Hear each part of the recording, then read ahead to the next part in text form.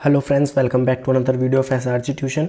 और आज की इस वन शॉट वीडियो में हम क्लास 12th का chapter number 10 microbes in human welfare discuss करने वाले हैं।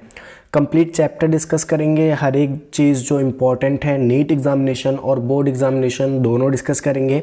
और यहाँ से कोई भी ऐसा क्वेश्चन नहीं रहेगा इस वीडियो में से जो आपका छूट जाए अगर आप इन चीज़ों को अच्छे से समझ लेते हो और याद कर लेते हो तो चलिए स्टार्ट करते हैं वीडियो को। माइक्रोब्स इन ह्यूमन वेलफेयर जैसे हमारे चैप्टर का नाम है, तो सबसे पहले आपको पता होना चाहिए कि माइक्रोब्स क्या होते हैं। माइक्रोब्स वो ऑर्गेनिज्म होते हैं जिन्हें हम नहीं देख पाते नेकेड आई से। नेकेड आई से नहीं देख पाने का मतलब क्या है? ऐसे ऑर्गेनिज्म जिनको हम कंपाउंड माइक्रोस्कोप या फिर इलेक्ट्रॉन माइक्रोस्कोप की मदद से देखते हैं उनको हम कहते हैं माइक्रोब्स। अब माइक्रोब्स कुछ भी हो सकते हैं, बैक्टीरिया हो सकते हैं, प्रोटोजोआ हो सकते हैं, फंगी हो सकते हैं, वायरस हो सकते हैं, वायरॉइड्स या फिर प्रायोन्स भी हो सकते हैं। ठीक है। Microbe can be cultured.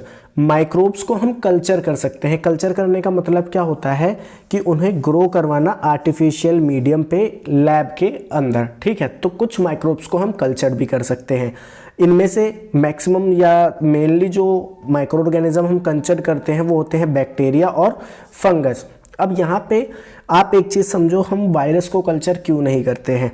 अगर मैं बात करूँ वायरस या फिर वायरॉइड्स की, तो ये इंट्रासेलुलर पैरासाइट होते हैं। इंट्रासेलुलर पैरासाइट का मतलब क्या है कि ये सेल के अंदर डिवाइड करते हैं और अपना नंबर बढ़ाते हैं। सो इसीलिए हम क्या कहते हैं, वायरस या वायरॉइड्स माइक्रो ऑर्गेनिज्म को कल्चर नहीं कर सकते। मेनली किसे कल्चर कर सकते हैं? बैक्टीरिया और फंगस को। अब हम आगे बढ़ते हैं और इस चैप्टर की मेन चीज़ पढ़ते हैं जो है माइक्रोब्स के यूजेस की, या फिर माइक्रोब्स किस तरीके से हमें हेल्प करते हैं। तो सबसे पहले हम पढ़ेंगे microbes in house hold product की। हाउस होल्ड के प्रोडक्ट में माइक्रोब्स हमको कैसे मदद देते हैं। तो इसमें हम सबसे पहले पढ़ने वाले हैं लैब के बारे में। लैब का फुल फॉर्म होता है लैक्टिक एसिड बैक्टीरिया। अगर मैं आपसे पूछूं लैब एक बैक्टीरिया का नाम है या ग्रुप ऑफ बैक्टीरिया है, तो आपको पता होना चाहिए लैब जो है ग्रुप ऑफ बैक्टीरिया है जो कन्वर्ट करता है मिल्क को या मिल्क प्रोटीन को लैक्टिक एसिड में। ठीक है, तो अब ये समझो कि ये प्रोसीजर होता कैसे है। ठीक है, थोड़ा थोड़ा समझते हैं। जैसे मिल्क है, मिल्क आपको पता है मिल्क एक इमल्शन होता है। इमल्शन आप केमिस्ट्री में पढ़ चुके होंगे। इमल्शन वो चीज़ होती है जो आपस में कंप्लीटली कभी भी मिक्स नहीं होती है। तो मिल्क की बात करें तो मिल्क में दो तीन चीज़ें होती हैं, वाटर होता है, प्रोटीन होता है, शुगर होता है। ठीक है, ये सब चीज़ें होती हैं। अब वाटर और प्रोटीन तो एक दूसरे के साथ रह नहीं सकते। ठीक है, तो क्या होता है कि वाटर को और फैट को प्रोटीन आपस में जोड़ के रखता है। अब आप बोलोगे कि वाटर और फैट एक साथ क्यों नहीं रहते। आप एक एक्सपेरिमेंट करना, क्या करना, घर में एक प्लेट में पानी लेना और उसमें 2-3 बूंदे तेल की डाल देना, देखना क्या वो दोनों कंप्लीटली मिक्स हो जाते हैं या नहीं। ठीक है, इसी तरीके से वाटर और फैट एक दूसरे से अलग अलग होते हैं। इन्हें कौन एक साथ रखता है? प्रोटीन एक साथ रखता है। जब हम यूज़ करते हैं लैब का यानी लैक्टिक एसिड बैक्टीरिया का, तो ये क्या करता है, जो मिल्क शुगर होती है लैक्टोज, उसको कन्वर्ट कर देता है लैक्टिक एसिड में। किस में कन्वर्ट कर देता है? लैक्टिक एसिड में। और ये जो लैक्टिक एसिड होता है ये पार्शियली डाइजेस्ट कर देता है मिल्क प्रोटीन को। अब देखो, जब वाटर और फैट एक दूसरे के साथ जुड़े हुए थे प्रोटीन की मदद से, और मैं इस प्रोटीन को ही तोड़ दूं तो वाटर और फैट अलग अलग हो जाएगा। इसी को हम बोलते हैं कि मिल्क कोगुलेट हो जाता है। ठीक है। Inoculum require for curd making. Inoculum को हम स्टार्टर मटेरियल भी बोलते हैं। अब ये इनोकुलम होता क्या? देखो, किसी भी चीज़ में, जैसे आप कोई भी चीज़ जैसे मान लो आप दूध से दही बना रहे हो, तो आपने सुना होगा कि दूध में हम पहले थोड़ा सा कुछ खट्टा डालते हैं। ठीक है, या थोड़ा सा दही डाल देते हैं, कुछ खट्टा डाल देते हैं। तो उस थोड़े से दही या उस थोड़े से खट्टे को हम इनोकुलम कहते हैं। ठीक है, कह सकते हो कि इनोकुलम जो है एक तरीके से स्टार्टर मटेरियल की तरह एक्ट करेगा। क्यों? क्योंकि उस इनोकुलम में जो भी आपने दही डाली है उसमें कुछ लैब होंगे और वही लैब फिर ग्रो करेंगे। ठीक है, और लैक्टोज को तोड़ेंगे लैक्टिक एसिड में। तो इनोकुलम ज़रूरी होता है।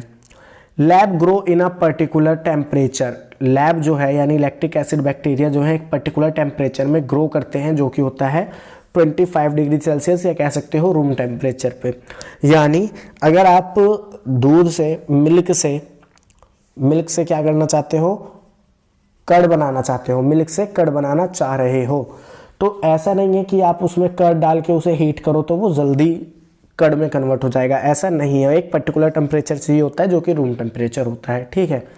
अब हम बात करते हैं बेनिफिट ऑफ लैब्स की। यहाँ से क्वेश्चन पूछा जाता है बहुत बार कि लैक्टिक एसिड बैक्टीरिया, या आपसे पूछ लेगा कर्ड के क्या फ़ायदे होते हैं।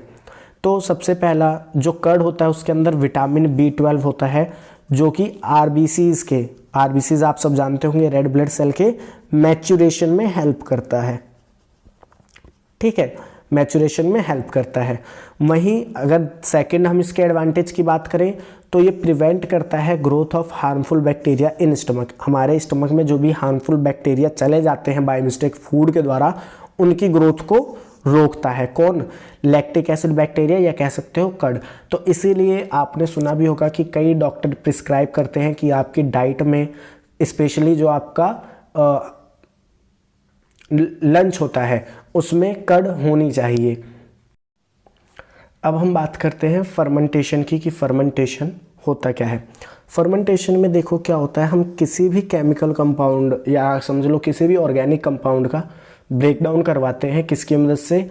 जो भी हमारे माइक्रो ऑर्गेनिज्म होते हैं उनकी मदद से, ठीक है। तो फर्मेंटेशन में हमें क्या पढ़नी है? फर्मेंटेड बेवरेजेस पढ़नी है जो कि डेली लाइफ में यूज़ होती हैं, ठीक है। कुछ होती हैं जैसे कि अल्कोहल्स में भी होती है, और फर्मेंटेशन का जो प्रोसेस होता है इसमें CO2 प्रोड्यूस होती है। तो अभी हम कुछ फर्मेंटेशन के प्रोडक्ट पढ़ लेते हैं, जैसे कि सबसे पहले इडली एंड डोसा। इडली डोसा बनाने के लिए जो डफ प्रिपेयर करा जाता है, डफ होता है जो आपने सुना हो आटा गूंद के रखा जाता है, उसको डफ बोलते हैं। उस डफ में हम कुछ बैक्टीरिया डालते हैं ताकि उनके अंदर एक कहते हैं ना थोड़ा मतलब वो फूला फूला हो जाए, क्रिस्पीनेस आ जाए उसके अंदर, तो उसी के लिए हम डफ में बैक्टीरिया मिलाते हैं। फिर आता है बिस्किट एंड ब्रेड। इसमें होता क्या है, इसमें हम बिस्किट एंड ब्रेड को प्रिपेयर करने के लिए जो भी डफ प्रिपेयर करा जाता है, ठीक है, उसमें ईस्ट मिलाते हैं। क्या मिलाते हैं? ईस्ट, जिसका नाम होता है सैक्रोमाइसिस सेरेविसियाई, ठीक है। और इसको हम बेकर्स ईस्ट भी कहते हैं। एक बार दोबारा रिपीट कर देता हूँ कि बिस्किट और ब्रेड बनाने के लिए जो भी डफ यूज़ होता है, डफ समझ रहे हो, मतलब जो भी गूंदा हुआ आटा, मैदा या बेसन जो भी यूज़ होता है उसके अंदर हम ईस्ट मिला देते हैं। ईस्ट आपको पता है एक फंगस है, ठीक है, और कैसा फंगस है? यूनिसेलुलर। इस ईस्ट का नाम है सैक्रोमाइसिस सेरेविसियाई, ठीक है, और इसको हम बेकर्स ईस्ट भी कहते हैं। तो यहाँ से बिस्किट एंड ब्रेड का प्रोडक्शन होता है और ये इंपॉर्टेंट है, ये नीट एग्जामिनेशन, बोर्ड एग्जामिनेशन सब में पूछा जाता है।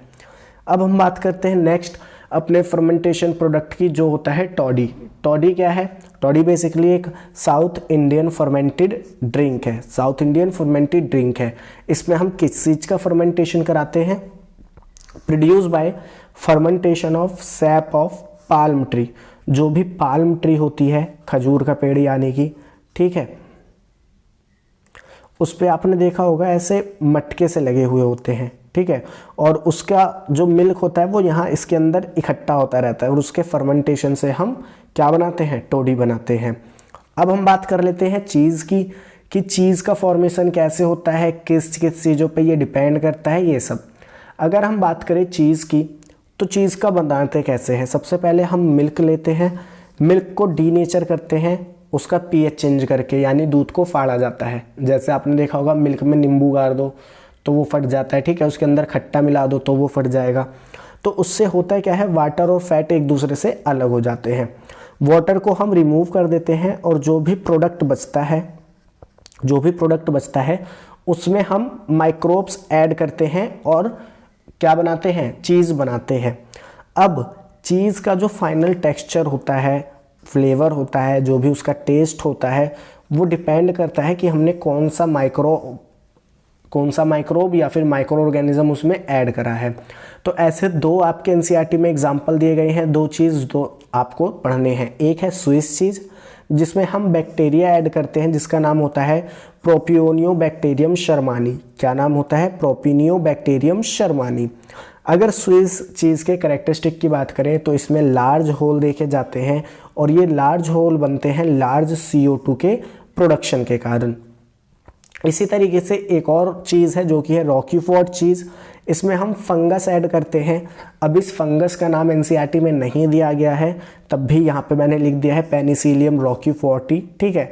और इसकी कैरेक्टरिस्टिक क्या है कि इसके अंदर स्मॉल होल देखने को मिलते हैं। अब हम बात करते हैं माइक्रोब्स इन इंडस्ट्री, कि इंडस्ट्री में माइक्रोब्स का क्या यूज़ होता है और किस तरीके से चीज़ों का प्रोडक्शन करते हैं। तो सबसे पहले अल्कोहलिक बेवरेजेस में हम पढ़ेंगे, एंटीबायोटिक्स का प्रोडक्शन पढ़ेंगे, और कुछ बायोएक्टिव मॉलिक्यूल्स होते हैं, कुछ एसिड्स होते हैं, कुछ एंजाइम्स होते हैं जिनका हम इंडस्ट्रियल लेवल पे प्रोडक्शन करते हैं माइक्रोब्स का यूज़ करके, ठीक है। तो सबसे पहले हम बात कर रहे हैं अल्कोहलिक बेवरेजेस की, या फिर इथेनॉल प्रोडक्शन भी इसको कहा जाता है। अब ये जो अल्कोहलिक बेवरेजेस होते हैं या इथेनॉल का प्रोडक्शन होता है, ये भी एक फर्मेंटेशन के प्रोसेस के द्वारा होता है। किसके द्वारा होता है? फर्मेंटेशन के प्रोसेस के द्वारा। और यहाँ पे हम जो माइक्रोब यूज़ करते हैं उसका नाम भी सैकेरोमाइसिस सेरेविसियाई होता है। तो सैकेरोमाइसिस सेरेविसियाई जो है इसको ब्रीवर्स यीस्ट भी कहा जाता है, और साथ ही साथ में इसको बेकर्स यीस्ट भी कहा जाता है। तो दोनों एक ही हैं। अब अगर हम बात करें अल्कोहलिक बेवरेजेस की या इथेनॉल प्रोडक्शन की, तो आप सबको एक नेचुरल सा प्रोसेस पता होगा, ग्लाइकोलाइसिस, ठीक है। क्लास 11th में सबने पढ़ा है, जिसमें क्या होता है किसी भी शुगर को, जैसे ग्लूकोज, फ्रक्टोज, इन सबको कन्वर्ट करा जाता है पायरुवेट में। किस में कन्वर्ट करा जाता है? पायरुवेट में। और जब पायरुवेट का इथेनॉल फॉर्मेंटेशन होता है, जहाँ पे एक मॉलिक्यूल CO2 निकलती है, तो इथेनॉल का फॉर्मेशन होता है, ठीक है। आपने ये क्लास 11th में पढ़ा है। अगर आपको याद नहीं है तो भी कोई बात नहीं है, क्योंकि ये कुछ इंपॉर्टेंट नहीं है, सिर्फ मैंने बता दिया है कि किस तरीके से होता है। अब सबसे ज़्यादा यहाँ पे जो बात आती है ज़रूरी, कि अल्कोहलिक ड्रिंक या अल्कोहल बेवरेज किस तरीके का है, ये डिपेंड करता है कि हमने क्या रॉ मटेरियल यूज़ करा है, और वो डिस्टिल्ड है या अनडिस्टिल्ड है। डिस्टिल्ड अनडिस्टिल्ड का मतलब क्या है कि जो इथेनॉल की कंसंट्रेशन है वो ज़्यादा है या कम है। डिस्टिल्ड में इथेनॉल की कंसंट्रेशन ज़्यादा होती है, अनडिस्टिल्ड में इथेनॉल की कंसंट्रेशन कम होती है। तो ऐसे कुछ एग्जाम्पल दिए गए हैं जो आपको याद होने चाहिए। सबसे पहला है रॉ मटेरियल, जिसमें हम बार्ले यूज़ करते हैं। तो अगर हम बार्ले यूज़ करते हैं एज अ रॉ मटेरियल, तो हमारे पास बियर बनती है जो कि अनडिस्टिल्ड होती है। अनडिस्टिल्ड मतलब इथेनॉल की कंसंट्रेशन ज़्यादा होती है। वहीं अगर बियर को मैं डिस्टिल कर दूं, यानी बियर में ही इथेनॉल की कंसंट्रेशन ज़्यादा कर दूं, तो वो बियर से क्या बन जाएगी? विस्की बन जाएगी। इसी तरीके से अगर रॉ मटेरियल को मैं ग्रेप्स यूज़ करता हूं, जिसे हम अंगूर बोलते हैं, तो जो डिस्टिल्ड ड्रिंक बनेगी वो बनेगी वाइन। मतलब यहाँ पे वाइन में इथेनॉल की कंसंट्रेशन कम रहेगी। लेकिन अगर मैं इसी को डिस्टिल्ड कर देता हूँ तो क्या बन जाएगी? ब्रांडी बन जाएगी, ठीक है। अब आप बोलोगे कि क्या बात है, ये सब चीज़ें भी होती हैं? तो हाँ भाई, ये होती है, लेकिन कभी ट्राई नहीं करनी चाहिए। इसके बाद हम बोलते हैं रम प्रोड्यूस होता है शुगर कैन को जब हम एज अ रॉ मटेरियल लेते हैं। जब हम गन्ने को एज अ रॉ मटेरियल लेते हैं तो रम प्रोड्यूस होती है। अब नीट एग्जामिनेशन में एक बार पूछा गया है कि रम डिस्टिल्ड होती है या अनडिस्टिल्ड, तो रम जो है वो डिस्टिल्ड होती है, यानी इसके अंदर इथेनॉल की कंसंट्रेशन ज़्यादा होती है। अब फर्मेंटर्स क्या होते हैं? फर्मेंटर्स जो हैं लार्ज वेसल होते हैं जिनके अंदर फर्मेंटेशन कराया जाता है, ठीक है। एनएरोबिक डाइजेशन बाय यीस्ट, और फर्मेंटर्स में क्या होता है, या जो बड़े बड़े बर्तन होते हैं जिनके अंदर फर्मेंटेशन कराई जाती है, उनके अंदर एनएरोबिक डाइजेशन होता है यीस्ट के द्वारा। और यीस्ट कौन सी होती है? सैक्रोमाइसिस सेरेविसियाई। अब हम पढ़ते हैं एंटीबायोटिक्स के बारे में। सो एंटीबायोटिक्स आपको पता ही है, आजकल हर डिजीज में एंटीबायोटिक्स दी जाती है, ठीक है। These are chemical produce by microbe to kill और retard growth of other microbe. ये जो डेफिनेशन है एंटीबायोटिक्स की, ये पुरानी डेफिनेशन है। अभी जो डेफिनेशन है वो चेंज कर दी गई है, जो आप केमिस्ट्री में पढ़ोगे, ठीक है। बट एनसीईआरटी बायो में यही दी है, तो आप यही पढ़ो कि एंटीबायोटिक्स क्या होती हैं? केमिकल्स होते हैं जिन्हें प्रोड्यूस करा जाता है माइक्रोब्स के द्वारा, जो किल या फिर रिटार्ड करते हैं दूसरे माइक्रोब की ग्रोथ को, ठीक है। अब यहाँ पे जो एंटी वर्ड यूज़ होता है, ये यूज़ होता है माइक्रोब्स के लिए। लेकिन अगर हम बात करें एंटीबायोटिक्स की, तो एंटीबायोटिक्स हमारे लिए प्रो लाइफ होती हैं। प्रो लाइफ का मतलब क्या है? ये हमारे लिए यूज़फुल होती हैं। ऐसी बहुत सी डिजीज़ थी जब उनके लिए एंटीबायोटिक्स नहीं बनी थी तो वो पूरे के पूरे गांव को ख़त्म कर देती थी, ठीक है। लेकिन जब से वो उनके लिए एंटीबायोटिक्स बनी है तब से वो कंट्रोल में है डिजीज़, उससे डेथ बहुत कम होती है। यानी अर्ली स्टेज में अगर उस डिजीज़ का पता चल जाए तो उससे जो डेथ होती है वो निल होती है। अब हम बात करते हैं डिस्कवरी ऑफ फर्स्ट एंटीबायोटिक की। तो पहली एंटीबायोटिक जो डिस्कवर करी थी वो करी थी अलेक्जेंडर फ्लेमिंग ने। किसने करी थी? अलेक्जेंडर फ्लेमिंग ने। हुआ क्या था कि अलेक्जेंडर फ्लेमिंग काम कर रहे थे स्टेफाइलोकोकस बैक्टीरिया पे। किस पे काम कर रहे थे? स्टेफाइलोकोकस बैक्टीरिया पे। हुआ क्या, इन्होंने जो प्लेट ली, ठीक है, उस पे डाले स्टेफाइलोकोकस बैक्टीरिया। अब इस प्लेट पे पहले से ही एक माउल्ड प्रेजेंट था जो कि एक फंगस था।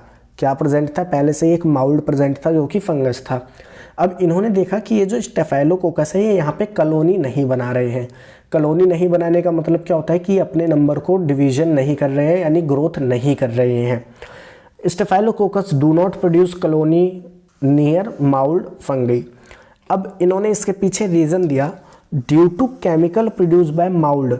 ये माउल्ड जो केमिकल प्रोड्यूस कर रहा था, अच्छा इस माउल्ड का नाम क्या है? इस माउल्ड का नाम है पेनिसिलियम नोटेटम।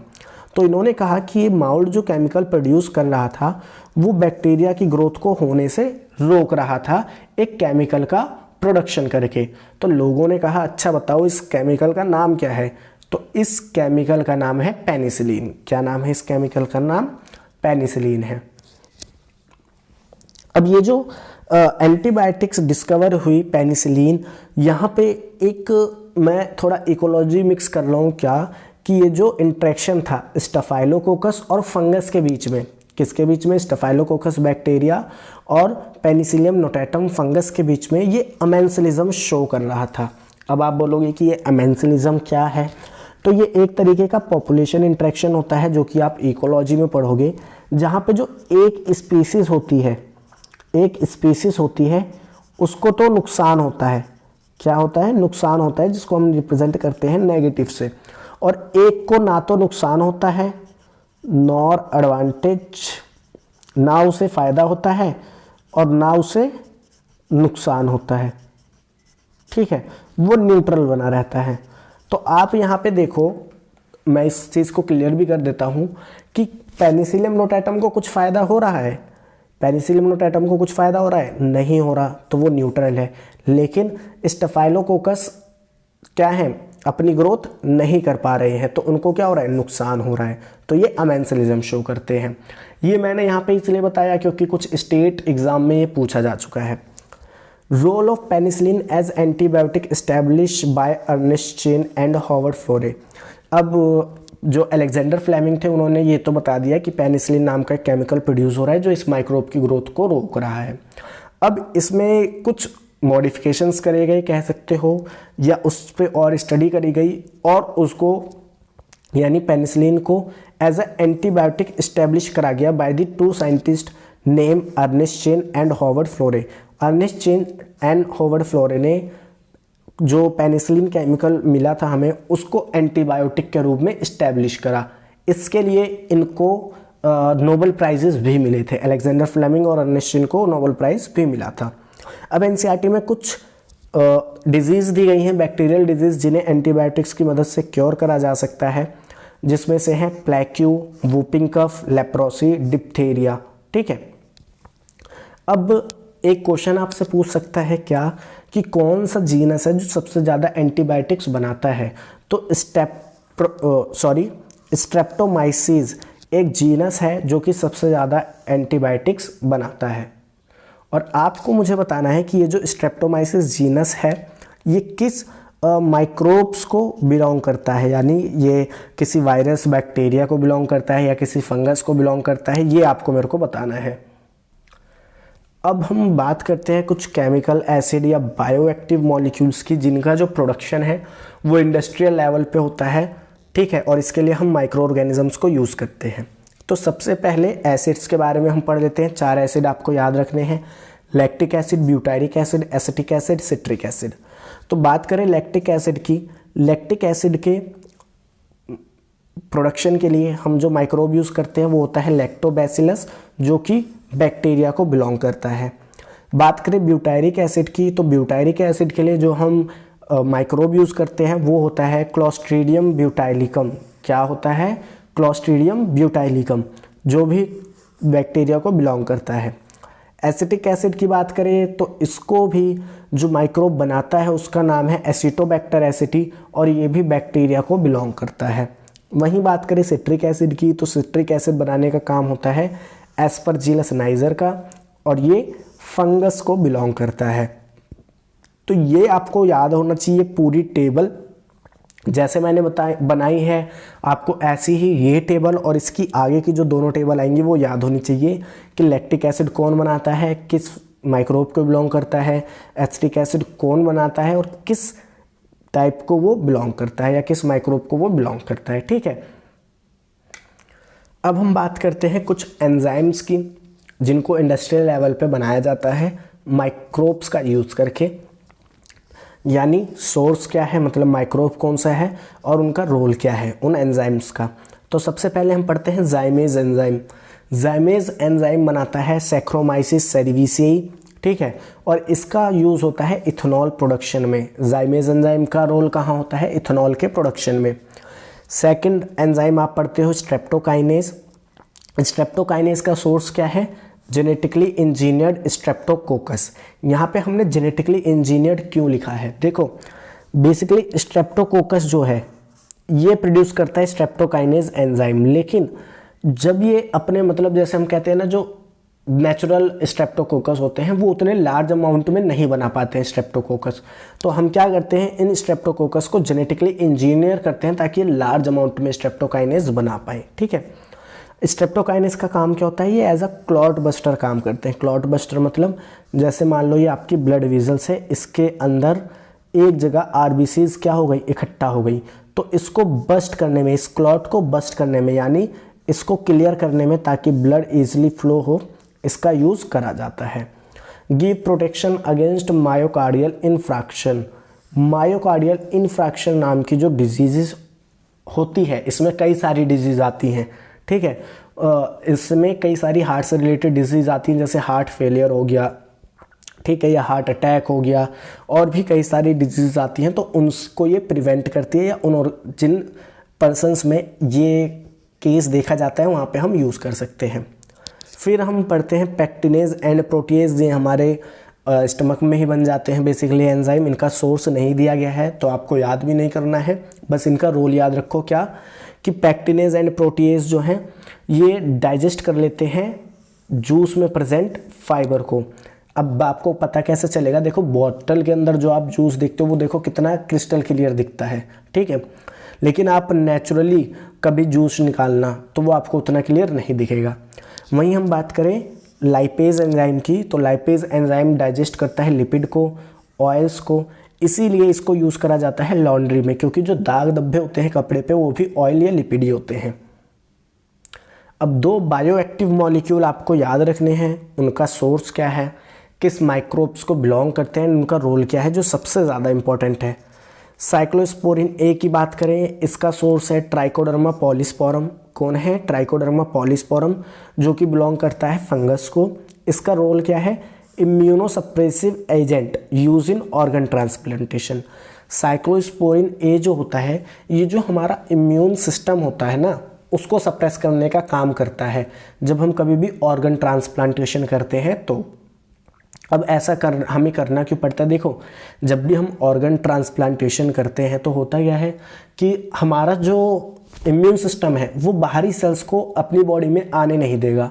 तो जब हम किसी दूसरे इंडिविजुअल के ऑर्गन को लाते हैं अपनी बॉडी में, मतलब जिसमें भी ट्रांसप्लांट करना है उसकी बॉडी में ले जाते हैं, तो उसके जो इम्यून सिस्टम होता है उस चीज़ को रोकता है, ठीक है। तो उसके इम्यून सिस्टम उसको ना रोक पाए, उस ऑर्गन ट्रांसप्लांटेशन को ख़राब ना करे, रोक ना पाए, इसलिए हम इम्यून सिस्टम को थोड़ा कम कर देते हैं और इसमें हम साइक्लोस्पोरिन ए का यूज़ करते हैं। नेक्स्ट है स्टैटिन। स्टैटिन हमें मिलता है मोनस्कस परप्यूरियस से, जो कि फंगस को बिलोंग करता है, ठीक है, यीस्ट से मिलता है हमें। ये क्या करता है? हमारे ब्लड में जो कोलेस्ट्रॉल लेवल होता है उसको कम करता है। अब हम बात करते हैं सीवेज ट्रीटमेंट की। अब आप सभी को पता है कि हमारी कंट्री में वाटर पॉल्यूशन कितना ज़्यादा है, तो सीवेज ट्रीटमेंट इसके लिए ज़रूरी है। अब ये सीवेज ट्रीटमेंट होता क्या है, कैसे करा जाता है, सब पढ़ते हैं हम। सबसे पहले सीवेज क्या होता है, को जो भी वेस्ट वाटर होता है जो भी हमें हाउस होल्ड से मिलता है, ठीक है, उसको हम बोलते हैं सीवेज। जैसे आपके घर के बाहर जो भी नाली है, ठीक है, उसके अंदर जो भी पानी जाता है, जो भी वेस्ट जाता है, उसको हम सीवेज कहते हैं। सीवेज में किस तरीके के वेस्ट होते हैं, सीवेज में दो तरीके के वेस्ट होते हैं। एक होते हैं जो अनडिजॉल्व, जैसे उसमें बड़े साइज़ का कोई कह सकते हो पन्नी चली गई, कागज़ चला गया, ठीक है, ये सब हो सकता है। या फिर डिजॉल्व ऑर्गेनिक वेस्ट हो सकते हैं, जैसे ह्यूमन एक्सक्रीटा या फिर फूड आइटम, ये सब। अब जो सीवेज ट्रीटमेंट होता है इसमें दो स्टेप होते हैं, एक होता है प्राइमरी ट्रीटमेंट, एक होता है सेकेंडरी ट्रीटमेंट। तो सबसे पहले बात करें प्राइमरी ट्रीटमेंट की, इसमें होता क्या है। प्राइमरी ट्रीटमेंट में दो स्टेप होते हैं, एक होता है सिक्वेंटल फिल्ट्रेशन, जिसमें क्या करा जाता है, जो भी अनडिजॉल्व हमारे वेस्ट होते हैं उनको अलग करा जाता है। Remove large size undissolved waste. Sedimentation में क्या होता है, जो भी स्मॉल साइज अनडिजॉल्व वेस्ट होते हैं उनको सेडिमेंट करा जाता है। सेडिमेंट करने का मतलब क्या होता है कि जैसे मान लो ये कंटेनर है, ये पूरा वेस्ट है, इसमें सॉलिड वेस्ट भी है, तो सॉलिड वेस्ट को नीचे बैठा देना, सेडिमेंट करा देना, ठीक है, ये कहलाता है सेडिमेंटेशन। तो देखो यहाँ पे हमने दिखाया भी है, इस तरीके से ये एक कंटेनर बनाया है मैंने, ठीक है। यहाँ पे अल्ट्रा फिल्ट्रेशन देखो, यहाँ पे पोर्स बड़े बड़े हैं तो यहाँ से पहले बड़ा मॉलिक्यूल जाएगा, यहाँ पे पोर छोटे हो गए तो वो नहीं जा पाएगा, तो जो बड़े साइज़ के वेस्ट होंगे वो यहीं पे रुक जाएंगे, और जो सॉल्यूबल होंगे या कह सकते हो बहुत छोटे होंगे जो इस फिल्ट्रेशन स्लिट से पास हो जाएंगे वो यहाँ पहुँच जाएंगे। अब यहाँ पे उनको सेडिमेंट करा जाएगा, और वो नीचे बैठ जाएंगे। अब ये जो सेडिमेंट फॉर्म होगा इसको हम बोलते हैं प्राइमरी स्लज। क्या बोलते हैं, प्राइमरी स्लज बोलते हैं, या फिर इसे सेटल वेस्ट भी कह सकते हैं। अब होगा क्या कि यहाँ पे जो भी हमारा पॉल्यूटेंट वाटर बचा, जो भी गंदा पानी बचा, उसको हम आगे भेज देते हैं, और उस पॉल्यूटेंट वाटर को हम बोलते हैं प्राइमरी इफ्लुएंट। क्या बोलते हैं, प्राइमरी इफ्लुएंट। और इस प्राइमरी इफ्लुएंट को हम भेज देते हैं सेकेंडरी ट्रीटमेंट के लिए। किसके लिए, सेकेंडरी ट्रीटमेंट के लिए। अब देखो सेकेंडरी ट्रीटमेंट मैंने यहाँ पे दिखा रखा है, इसके बारे में जो भी रिटर्न है अगले पेज पे हम पढ़ेंगे, अभी आप यहाँ पे समझो। सबसे पहले ये प्राइमरी ट्रीटमेंट होगा, यहाँ पे हमने सीवेज पास करा, यहाँ पे फिल्ट्रेशन हुआ, फिर आगे वाटर गया, वहाँ पे सेडिमेंटेशन हुआ। सेडिमेंटेशन होने के बाद प्राइमरी इफ्लुएंट बना। प्राइमरी इफ्लुएंट को हमने एक टैंक में भेजा, और ये जो टैंक होता है बहुत बड़ा होता है और ओपन होता है, इसके ऊपर कोई ढक्कन नहीं होता है, ठीक है, ओपन होता है। इसको हम बोलते हैं एरिएशन टैंक। एरिएशन टैंक में क्या होता है, जो वाटर आता है उसको हम ऐसे कंटिन्यूसली घुमाते रहते हैं। क्या करते हैं, ऐसे कंटिन्यूसली घुमाते रहते हैं, और साथ ही साथ उसमें ऑक्सीजन सप्लाई करते रहते हैं। यहाँ पे होता क्या है, यहाँ पे एरोबिक डाइजेशन होता है उस वाटर में। ये प्राइमरी इफ्लुएंट जो आया, इसके अंदर जो भी ऑर्गेनिक वेस्ट है, जो भी डिजॉल्व ऑर्गेनिक वेस्ट है, उसका क्या होता है, डाइजेशन होता है by the bacteria and fungus. और ये डाइजेशन कैसा होता है, एरोबिक, यानी ऑक्सीजन की प्रेजेंस में, जिसकी वजह से फ्लॉक का फॉर्मेशन होता है। ये फ्लॉक होता है क्या है, आगे बात करेंगे। अब जब इसके अंदर जो भी डिजॉल्व वेस्ट है वो कम्प्लीटली डाइजेस्ट हो जाता है, तो हम इसे आगे एक अनदर टैंक में भेज देते हैं, जिसको हम बोलते हैं सेटलिंग टैंक। सेटलिंग टैंक में होता क्या है, जो भी इसमें फ्लॉक्स बने थे उसको यहाँ पे नीचे सेडिमेंट करा जाता है, ठीक है, सेटल डाउन करा जाता है, और जो वाटर होता है उसको आगे रिवर में या फिर टर्शरी ट्रीटमेंट के लिए भेज दिया जाता है।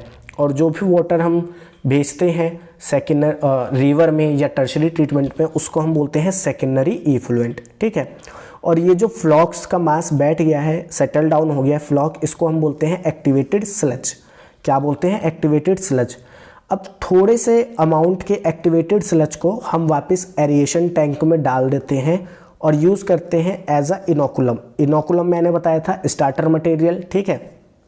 और जो बाकी लार्ज अमाउंट होता है उसको हम भेज देते हैं एनएरोबिक स्लज डाइजेस्टर में, जहाँ पे उसका डाइजेशन होता है, ठीक है, बैक्टीरियाज के द्वारा एंड फंगस के द्वारा, और वहाँ पे कुछ गैस का प्रोडक्शन होता है, और जो भी डाइजेस्टेड वेस्ट होता है उसको हम एज अ मैन्योर या एज अ फर्टिलाइज़र यूज़ कर लेते हैं। मैंने यहाँ पे देखो एक बार फिर से पाथवे बनाया है क्योंकि सिक्वेंट पे इसके क्वेश्चन आ सकता है, तो आपको छोड़ना नहीं है। तो बात करें सबसे पहले सीवेज जाएगा प्राइमरी ट्रीटमेंट के लिए। वहाँ पे फिल्ट्रेशन होगा, सेडिमेंटेशन होगा, ठीक है। और दो चीज़ें वहाँ पे फॉर्म होती हैं, प्राइमरी स्लज और प्राइमरी इफ्लुएंट। प्राइमरी इफ्लुएंट को कहाँ भेज दिया जाएगा? सेकेंडरी ट्रीटमेंट में। अब सेकेंडरी ट्रीटमेंट में सबसे पहले किस टैंक में भेजा जाता है? एरिएशन टैंक में। एरिएशन टैंक में होगा क्या, बता चुका हूँ, ठीक है। और अभी आगे भी हम देखेंगे। एरिएशन टैंक से जो भी वेस्ट होता है या जो भी वेस्ट वाटर होता है उसको भेजा जाता है सेटलिंग टैंक में। सेटलिंग टैंक में सेटल डाउन होता है क्या? सेटल डाउन होता है फ्लॉक, और जो वाटर बचता है उसको हम बोलते हैं सेकेंडरी इफ्लुएंट, जिसको या तो रिवर में भेज देते हैं या फिर उसका टर्शरी ट्रीटमेंट करते हैं। टर्शरी ट्रीटमेंट में होता क्या है, वैसे तो एनसीईआरटी में नहीं दे रखा, लेकिन टर्शरी ट्रीटमेंट में क्लोरीनेशन होता है। क्लोरीनेशन होता है और 2-3 मेथड और होते हैं, और उसके बाद वो जो वाटर होता है ना वो पीने लायक हो जाता है, ड्रिंकिंग के लिए वो अवेलेबल होता है, ठीक है। तो वो टर्शरी ट्रीटमेंट में करते हैं, लेकिन टर्शरी ट्रीटमेंट यहाँ पे इतना डिटेल में दिया नहीं है। अब सेटलिंग टैंक में जो भी हमारा एक्टिवेटेड स्लज बना था उसमें से थोड़े से अमाउंट को हम यूज़ करते हैं एज अ इनोकुलम, और जो लार्ज अमाउंट में होता है हमारा एक्टिवेटेड स्लज उसको हम भेज देते हैं एनएरोबिक स्लज डाइजेस्टर में, जहाँ पे वो मैन्योर और गैस का फॉर्मेशन करता है, ठीक है। तो अब हम क्या करते हैं, एक एक करके सेकेंडरी ट्रीटमेंट के बारे में पढ़ते हैं। सबसे पहले एरिएशन टैंक में होता क्या है, इसमें प्राइमरी इफ्लुएंट एंटर करता है, ठीक है। Effluent agitated continuously with O2 supply. मैंने बताया था कि एरिएशन टैंक में पानी को ऐसे ऐसे बार बार घुमाया जाता है और उससे कंटिन्यूसली ऑक्सीजन दी जाती है। ऑक्सीजन क्यों दी जाती है? क्योंकि एरोबिक डाइजेशन होता है by the bacteria and fungus, और यहाँ पे फ्लॉक्स का फॉर्मेशन होता है। अब ये फ्लॉक्स क्या होते हैं? फ्लॉक्स जो है मास होता है बैक्टीरिया एंड फंगस का। होता क्या है कि फंगस ऐसे अरेंज हो जाते हैं और इनके बीच में बैक्टीरिया आके सेटल डाउन हो जाते हैं, तो इसी को हम नाम देते हैं फ्लॉक। क्या नाम देते हैं? फ्लॉक। इसके बाद हम बात करते हैं एरिएशन टैंक से कहाँ भेजा जाता है? सेटलिंग टैंक में, जहाँ पे क्या करा जाता है, फ्लॉक को सेटल डाउन करा जाता है और एक्टिवेटेड स्लज का फॉर्मेशन होता है।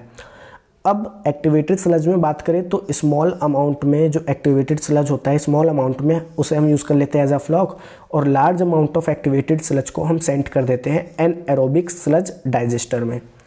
अब होता क्या है एनएरोबिक स्लज डाइजेस्टर में? एनएरोबिक डाइजेशन होता है एक्टिवेटेड स्लज का, यानी वहाँ पे ऑक्सीजन नहीं दी जाती है। तो यहाँ पे जो हमारे फर्टिलाइज़र्स हैं, मतलब जो भी हमारा डाइजेस्टेड वेस्ट बनता है उसे एज अ फर्टिलाइज़र यूज़ कर लिया जाता है, और यहाँ पे कुछ गैस भी प्रोड्यूस होती है जैसे CH4, methane, CO2 and H2S। अब यहाँ पे एक चीज़ याद रखना, ये जो H2S बनती है ये हाईली टॉक्सिक होती है, इसीलिए आपने देखा होगा कि कुछ जो वर्कर्स होते हैं जो सीवेज ट्रीटमेंट में काम करते हैं उनकी डेथ भी हो जाती है दम घुटने की वजह से, वो इस H2S की वजह से ही होती है।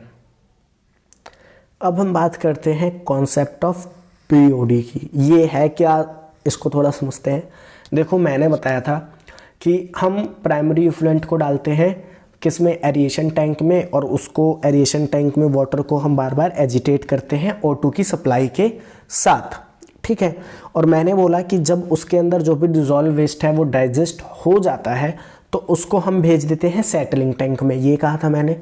अब आप अपना दिमाग लगाओ और मेरे को बताओ कि हमें पता कैसे चलता है कि एरिएशन टैंक के अंदर जो वाटर है और उस वाटर में जो डिजॉल्व ऑर्गेनिक वेस्ट है वो कंप्लीट डाइजेस्ट हो चुका है, हमें पता कैसे चलेगा? ठीक है, तो उसके लिए हम BOD का यूज़ करते हैं। तो BOD का मतलब क्या है? BOD का मतलब है बायोकेमिकल ऑक्सीजन डिमांड। इसकी डेफिनेशन पढ़ लेते हैं। Amount of oxygen required to oxidise organic waste completely in 1 litre water. मतलब क्या है इसका? मान लो ये 1 लीटर कोई भी वेस्ट वाटर है, ठीक है, 1 लीटर कोई वेस्ट वाटर है, इसके अंदर कुछ डिजॉल्व ऑर्गेनिक वेस्ट है। क्या है ये? डिजॉल्व ऑर्गेनिक वेस्ट है।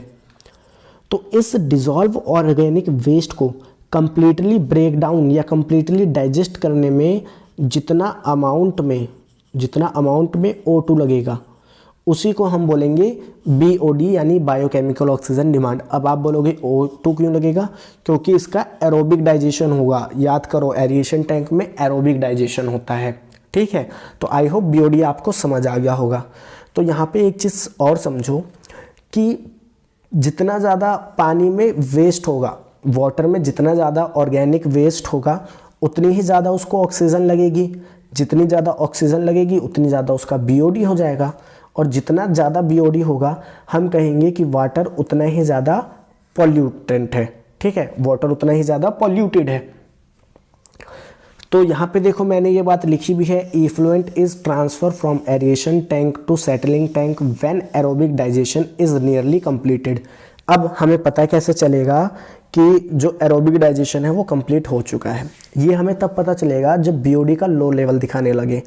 होता क्या है कि एरिएशन टैंक में हम एक पर्टिकुलर टाइम इंटरवल के बाद सैंपल लेते रहते हैं और जांचते रहते हैं कि उसका BOD कितना है। तो मान लो सबसे पहले BOD था 80, फिर मैंने सैंपल लिया, BOD आया 40, फिर मैंने लिया, फिर आया 20, फिर मैंने लिया, आया 2, फिर मैंने सैंपल लिया, BOD आया 1, फिर मैंने लिया, आ रहा है 1, फिर मैंने सैंपल लिया 1। तो यहाँ पे देखो 1 अब ये रिपीट हो रहा है। तो जब भी एरोबिक डाइजेशन कंप्लीट हो जाएगा तो जो BOD का लेवल है वो एकदम लो रहेगा और फिर चेंज नहीं होगा। क्या होगा? चेंज नहीं होगा, नो चेंज इन BOD। जैसे यहाँ पे देखो 111 ही आ रहा है, तो BOD का लेवल कुछ चेंज नहीं हो रहा है। अब यहाँ पे अगर कोई टफ क्वेश्चन बनता है तो आपसे ये पूछ सकता है कि जो BOD है वो सबसे ज़्यादा किस में होगा? सीवेज में होगा, या प्राइमरी इफ्लुएंट में होगा, या एरिएशन टैंक में होगा, या सेकेंडरी इफ्लुएंट में होगा? तो यहाँ पे मैंने एक डिक्रीजिंग ऑर्डर लिखा है BOD का।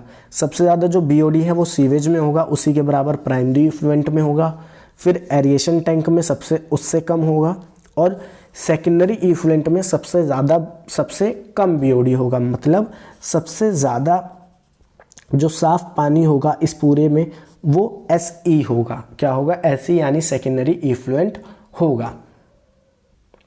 अब NCERT में एक गंगा प्रोजेक्ट और यमुना प्रोजेक्ट ले रखा है सीवेज ट्रीटमेंट को लेके। तो उसमें बस यही था कि सरकार ने फैसला लिया था कि हम क्या करेंगे, कई सारे सीवेज ट्रीटमेंट प्लांट बनाएंगे ताकि जो भी हमारा सीवेज है वो डायरेक्टली रिवर में ना छोड़ा जाए, जिसकी वजह से रिवर पॉल्यूट हो जाती है। लेकिन आपको पता है सरकारी काम कितनी तेज़ी से होते हैं, तो बस वही है, पॉल्यूशन बढ़ता ही जा रहा है। अब हम बात करते हैं माइक्रोब्स इन बायोगैस प्लांट की। Produce by anaerobic digestion of waste. जब जो भी वेस्ट है, वेस्ट मतलब जो भी ऑर्गेनिक वेस्ट है, जैसे केले का छिलका ले लो, कोई फ्रूट ले लो जो सड़ गया है, ठीक है, इनका जब एनाएरोबिक डाइजेशन होता है तो उस दौरान कुछ गैसेस बनती हैं जिनको हम बायोगैस बोलते हैं।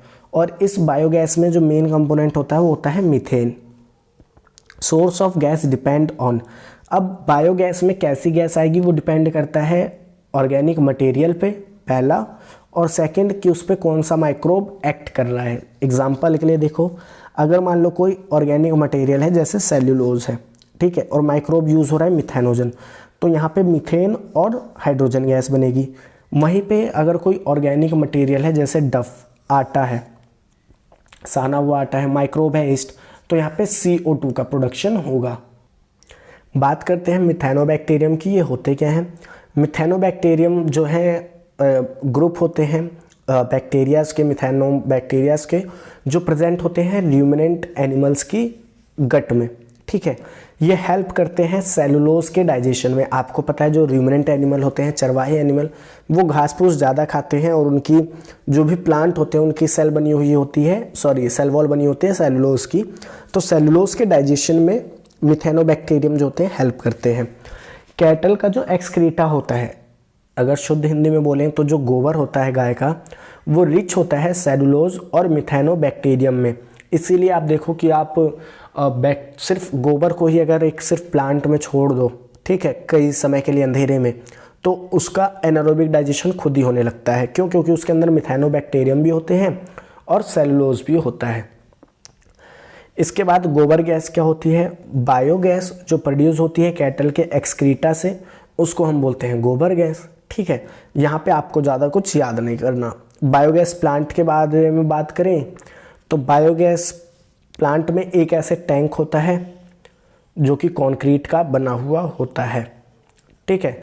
इसके ऊपर एक ऐसे फ्लोटिंग कवर होता है। फ्लोटिंग कवर क्यों होता है कि यहाँ पे जैसे जैसे एनारोबिक डाइजेशन होगा, यहाँ पे एक पाइप रहती है जहाँ से हम चीज़ों को भेजते हैं। यहाँ पे एरोबिक डाइजेशन होगा, एनएरोबिक डाइजेशन होगा, और जो भी गैस होती है वो इस पे प्रेशर लगाती है तो ये ऊपर फ्लोट करता है, और यहाँ पे ऐसे पाइप होता है जहाँ से वो गैस फिर बाहर निकल जाती है। तो बस यही है बायोगैस प्लांट। अनडाइजेस्टेड वेस्ट जो होता है उसको यूज़ कर लेते हैं as a fertiliser. Floating cover के बारे में मैंने आपको बताया, rise with pressure of gas, outlet connected to remove gas, ये आउटलेट कनेक्ट होता है ताकि गैस बाहर निकल जाए। बायोगैस का यूज़ क्या होता है, कुकिंग में और लाइटिंग में हम इसका यूज़ करते हैं। इसमें जो गैस बनती है वो मिथेन होती है, CO2 होती है, हाइड्रोजन होती है। अब मैं आपसे एक क्वेश्चन पूछता हूँ जो कि बहुत इंपॉर्टेंट है, और अगर आप कमेंट करके आंसर बता देते हो अच्छी बात है, नहीं तो फिर आपको थोड़ा अच्छे से NCERT पढ़नी पड़ेगी। यहाँ पे बताओ ऐसी कौन सी गैस है जो बायोगैस में अब्सेंट होती है, जो बायोगैस में अब्सेंट होती है लेकिन सीवेज ट्रीटमेंट में देखी जाती है, ठीक है। तो इसका आंसर आप मेरे को कमेंट करके बताना। इसके बाद कुछ 2 टर्म्स हैं जिनकी आपको फुल फॉर्म पता होनी चाहिए, और इन्होंने ही ये जो बायोगैस की टेक्निक है, ठीक है, ये डेवलप करी थी। तो इसमें IARI जिसकी फुल फॉर्म है इंडियन एग्रीकल्चर रिसर्च इंस्टीट्यूट, और एक है KVIC जिसकी फुल फॉर्म है khadi village and industries commission. अब हम बात करते हैं बायो कंट्रोल एजेंट की। बायो कंट्रोल एजेंट होते क्या हैं, सबसे पहले ये समझो। हार्मफुल इंसेक्ट और pathogen control with the help of its natural predator. जो भी हार्मफुल इंसेक्ट या पैथोजन है, जो भी क्रॉप होती है जिसको ये नुकसान पहुंचाते हैं, ठीक है, जो भी हार्मफुल इंसेक्ट या पैथोजन होते हैं जो क्रॉप को नुकसान पहुंचाते हैं, उनका हम प्रीडेशन कराते हैं। प्रीडेशन मतलब उनका जो भी नेचुरल प्रीडेटर होता है, यानी जो एनिमल इन इंसेक्ट या इन पैथोजन को खाता है, हम उसी को यूज़ करते हैं इनको किल करने में, ठीक है। इसी चीज़ को या इन्हीं नेचुरल प्रीडेटर को हम क्या बोलते हैं, बायो कंट्रोल एजेंट। इनकी नीड क्यों पड़ी, इनकी नीड इसलिए पड़ी क्योंकि पहले जो हम केमिकल पेस्टिसाइड यूज़ करते थे वो कंप्लीटली किल कर देता था या इरेडिकेट कर देता था पैथोजन या फिर इंसेक्ट को कंप्लीटली। अब देखो आप सोचोगे कि कंप्लीटली किल कर देता था पैथोजन और इंसेक्ट को, तो ये तो अच्छी बात है, फसल बची रहेगी। देखो अच्छी बात नहीं है, देखो उनको हमें मारना है ये तो बात सही है, लेकिन कंप्लीटली नहीं। क्यों? क्योंकि इससे जो हमारा कह सकते हैं हम इकोसिस्टम है उस पर अफेक्ट पड़ता है। कि आपने मान लो किसी एक स्पीसीज को मार दिया, किसी एक स्पेशल टाइप के इंसेक्ट को मार दिया। अब कोई अगर ऐसा कोई हमारे फूड चेन में कोई ऐसा एक एनिमल है, ठीक है, या ऑर्गेनिज्म है जो उस पर्टिकुलर इंसेक्ट को खाता था, तो वो भी तो फिर विलुप्त हो जाएगा, ठीक है। तो जो हमारा इकोसिस्टम है इसको हमें मेंटेन करके चलना पड़ता है, सबको एक दूसरे की ज़रूरत है, तो किसी को हमें कंप्लीट नहीं मारना चाहिए, ठीक है। Can kill some specific beneficial insect also. अब देखो केमिकल पेस्टिसाइड क्या है उसको तो पता नहीं है कि कौन दोस्त है कौन दुश्मन है, उसे तो बस छिड़क दोगे तो वो जो भी आएगा उसको मार देगा, ठीक है। तो इससे होता क्या था कि कुछ बेनिफिशियल इंसेक्ट को भी ये जो केमिकल पेस्टिसाइड थे ये किल कर देते थे। तीसरा क्या है कि जब हम बहुत केमिकल यूज़ करने लगे तो ये हमारी फूड चेन में एंटर करने लगे, और इसको हम बोलते हैं बायोमैग्निफिकेशन। जैसे एक एग्जांपल अगर मैं बायोमैग्निफिकेशन का दूं तो वो है DDT का, ठीक है। ये आप इन्वायरमेंटल इश्यूज़ में पढ़ोगे। अब बायो कंट्रोल एजेंट का बेसिस क्या है? इसका बेसिस यही था कि हम कंप्लीटली किसी भी पेस्ट मतलब किसी भी पैथोजन या किसी भी इंसेक्ट को कंप्लीटली ना तो इरेडिकेट करें ना किल करें, ठीक है।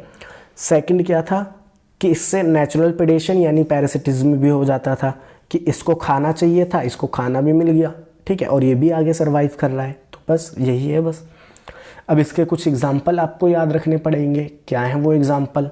सबसे पहला है लेडी बर्ड जो कि प्रोटेक्शन देती है अगेंस्ट दी एफिड्स, ठीक है। ये सारे बायो कंट्रोल एजेंट हैं, और इधर है किसके खिलाफ प्रोटेक्शन देते हैं। ड्रैगन फ्लाई ये प्रोटेक्शन देती है मॉस्किटोज के अगेंस्ट। बैसिलस थ्योरिंजेनेसिस, अब यहाँ पे समझो जो बैसिलस थ्योरिंजेनेसिस होता है इसके जो स्पोर होते हैं वो क्राई प्रोटीन बनाते हैं जो कि टॉक्सिक होता है, जो कि क्या होता है, टॉक्सिक होता है। तो होता क्या है, इस स्पोर को वाटर में मिक्स करके हम क्या कर देते हैं, छिड़क देते हैं, क्या कर देते हैं, स्प्रे कर देते हैं क्रॉप पे। तो जिससे होता क्या है कि जब कोई भी कैटरपिलर का लार्वा आता है उसे खाता है तो वो किल हो जाता है, जिसकी वजह से क्रॉप बच जाती है। किस क्रॉप में यूज़ करा जाता है ये पूछ सकता है, तो ब्रासिका में इसको यूज़ करा जाता है। ट्राइकोडर्मा ये प्रोटेक्ट करता है रूट फ्रॉम पैथोजन, यानी उन पैथोजन से बचाता है जो रूट से रिलेटेड क्या करते हैं, डिजीज कॉज करते हैं प्लांट में। बैक्यूलोवायरस ये कुछ स्पेसिफिक इंसेक्ट्स को मारता है, ठीक है। अब एक टर्म आपको पता होनी चाहिए, IPM। What is IPM? IPM का फुल फॉर्म होता है इंटीग्रेटेड पेस्ट मैनेजमेंट। ये एक अप्रोच है, क्या है, अप्रोच है जिसमें हम कहते हैं कि हम narrow spectrum bio control agent का यूज़ करेंगे। नैरो स्पेक्ट्रम का मतलब क्या होता है कि एक कोई एजेंट कुछ ठीक है, कुछ ही ऑर्गेनिज्म को मारे, कुछ ही ऑर्गेनिज्म या पेस्ट को किल करे, ठीक है। इनको हम बोलते हैं नैरो स्पेक्ट्रम।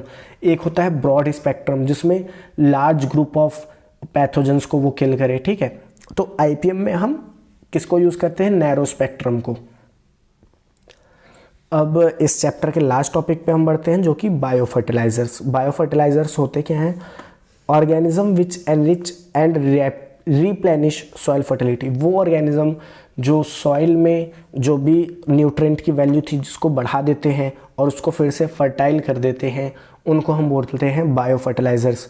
बायो फर्टिलाइजर्स में हम माइकोरिज़ा बैक्टीरिया और साइनोबैक्टीरिया को मेनली पढ़ते हैं। तो सबसे पहले हम बात करते हैं fungus as a bio fertiliser.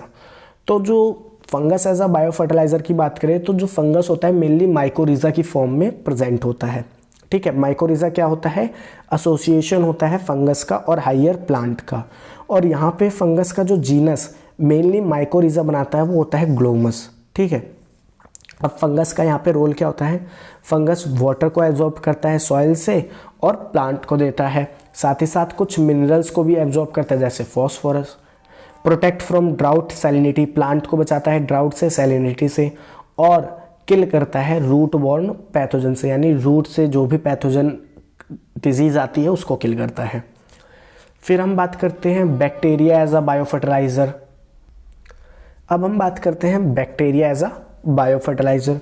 तो बैक्टीरिया दो तरीके से बायो फर्टिलाइज़र की तरह काम करते हैं, एक तो फ्री लिविंग फॉर्म में, एक सिम्बायोटिक फॉर्म में। सिम्बायोटिक फॉर्म में क्या है, किसी प्लांट के साथ मिलेंगे, फ्री लिविंग फॉर्म में क्या है, सॉइल में फ्री लिविंग होते हैं, ठीक है। सिम्बायोटिक में राइजोबियम एंड फ्रैंकिया, ये दो एग्जाम्पल आपको याद रखने हैं बैक्टीरिया के। फ्री लिविंग में दो तरीके के बैक्टीरिया हो सकते हैं, एरोबिक बैक्टीरिया, एनएरोबिक बैक्टीरिया, यानी ऐसे बैक्टीरिया जो ऑक्सीजन को यूज़ करते हैं और ऐसे बैक्टीरिया जो ऑक्सीजन को यूज़ नहीं करते हैं। तो इसमें एजिटोबैक्टर, एजोस्पिरिलियम, एनएरोबिक में क्लोस्ट्रीडियम एग्जाम्पल याद रखना है। अब हम बात करते हैं साइनोबैक्टीरिया की। तो साइनोबैक्टीरिया को हम ब्लू ग्रीन एल्गी भी कहते हैं, याद रखना, ब्लू ग्रीन एल्गी भी कहते हैं। क्यों? क्योंकि इनके अंदर क्लोरोफिल ए और क्लोरोफिल बी पाया जाता है जो कि एल्गी की कैरेक्टरिस्टिक है, ठीक है। तो ये भी दो फॉर्म में पाए जाते हैं, फ्री लिविंग, सिम्बायोटिक। सिम्बायोटिक की बात करें तो जो अजोला जो कि एक फर्न है, इसकी लीफ पे हमें एनाबीना पाया जाता है। और साइकस की जो कॉरिलॉइड रूट्स होती है उसमें भी नोस्टॉक और एनाबीना पाए जाते हैं। फ्री लिविंग में भी नोस्टॉक, एनाबीना, ऑक्सीलिटोरिया, स्पिरुलिना, ये चार एग्जाम्पल आपको याद रखने हैं। और याद रखना कि नोस्टॉक और एनाबीना ये सिम्बायोटिक फॉर्म में भी पाए जाते हैं। सो आई होप ये जो चैप्टर है माइक्रोब्स इन ह्यूमन वेलफेयर आपको अच्छे से समझ आया होगा।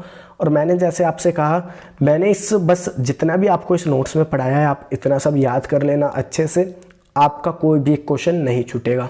तो मिलते हैं नेक्स्ट वीडियो में, तब तक के लिए थैंक्स फॉर वॉचिंग। और अगर आपको ये चैप्टर समझ आया हो तो प्लीज़ इस वीडियो को लाइक करें, शेयर करें। मिलते हैं नेक्स्ट वीडियो में।